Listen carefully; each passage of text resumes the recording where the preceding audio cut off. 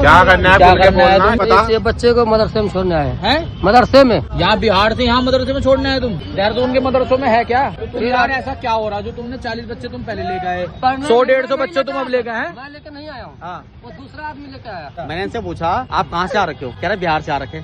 मैंने कहा आप बिहार से आए हो? मैंने कहा ये बच्चे हैं ये आपके अपने हैं? कह रहे ये मेरा एक बेटा है और बाकी मैं वैसे ले रखा हूँ और 100 बच्चे पहले आ चुके हैं राजपुर में। बिहार में मदरसा नहीं है? दूर में है। दूर। अबे यार बिहार में दूर में है या देहरादून? 1200 किलोमीटर है देहरादून। हेलो, कहाँ से बात कर रहे हो आप? कौन बात कर रहे हैं भैया? अरे आप कहाँ से बात कर रहे हो? मैं तो समाज का एक आम नागरिक की बात कर रहा हूँ। 4-5 बच्चे बाहर से लेके आ रखा है। अभी इससे बात करी थी तो ये बता रहा है कि मैंने 100 बच्चे पहले छोड़ दिए। तो यार ये तुम्हारे ये जो बिहार के बच्चे तुम यहाँ एडमिशन ले रहे हो इनमें अनुमति रहती है क्या? मैं तुम्हारी जिम्मेदारी से बात कर रहा हूँ जो कमेटी के मामले। अरे भाई आप कौन हो? 1 मिनट लाइन पर मैं बात करा रहा हूँ। अरे आप हो कौन भाई? जो बात कर रहे हो लेकिन मदरसा बोर्ड तो उत्तराखंड में खत्म हो चुका है, तो तुम बिहार के बच्चों को यहाँ पे एडमिशन क्या करने के लिए देकर आ रहे हो? तुम कह रहे मैं 100 बच्चे पहले भी ले चलो चुका। ठीक है, आप काम भी यहाँ करते हो? हाँ, मिस्त्री का। कहाँ रहते हो आप? यही बंजारा वाला। नेहरू वाला में 45 बच्चे मदरसे में इन्होंने और भी छोड़े। किसने बताया?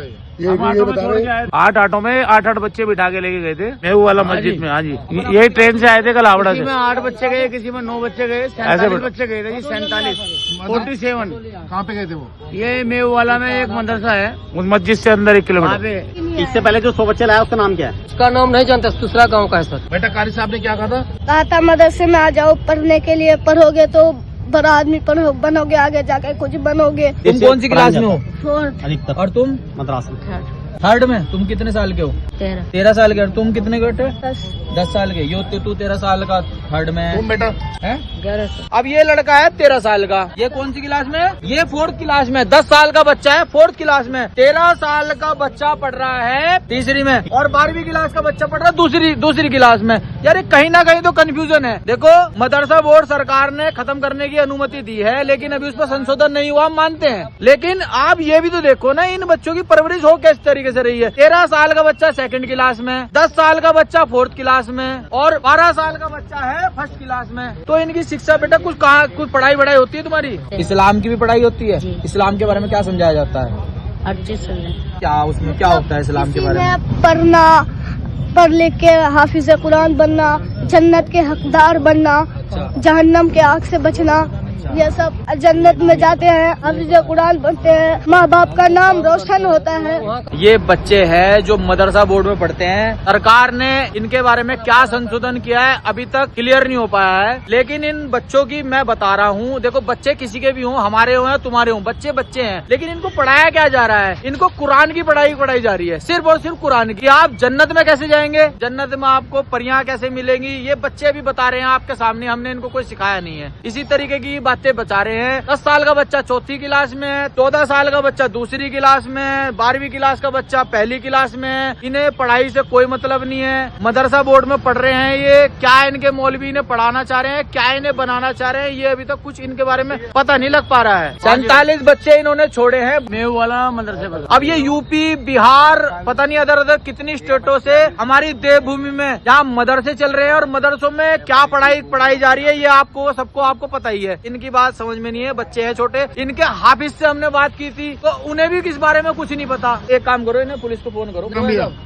वैसे मदरसा बोर्ड तो खत्म हो चुका है हमारे उत्तराखंड में, लेकिन कुछ संशोधन अभी बाकी है भाई, हम उस पर विषय नहीं कर रहे। 10 साल का बच्चा है, ये पढ़ता है 4ठी क्लास में। ये 13 साल का बच्चा है, पढ़ता है 2री क्लास में। ये 12 साल का बच्चा है, पढ़ता है 2री क्लास में। इनकी कोई मिस्ट्री नहीं। अभी पूछा गया कि भाई तुम्हें पढ़ाई किसी कह रहे कुरान की पढ़ाई, हमें जन्नत वहाँ मिलेगी। कौन आएगा हमारे ये क्या करने ला रहे? क्या मामला है? मैं काम करता हूँ मिस्त्री का सर। कहाँ पे? यही बंजारा वाले में। बंजारा वाले में किशनपुर मदरसा? क्यों वहाँ तुम्हारे बिहार में नहीं है मदरसा या पढ़ाई गई वहाँ पे नहीं है? है सर, पहले पढ़ के गया ना, छुट्टी हुआ था बकरा ईद का। अरे तो तेरे गाँव जब वहाँ तो वहाँ पढ़ा ना, यहाँ क्यों ला रहा फिर? नहीं सरकारी साहब बोला था ना लेके आओ। किसने बोला?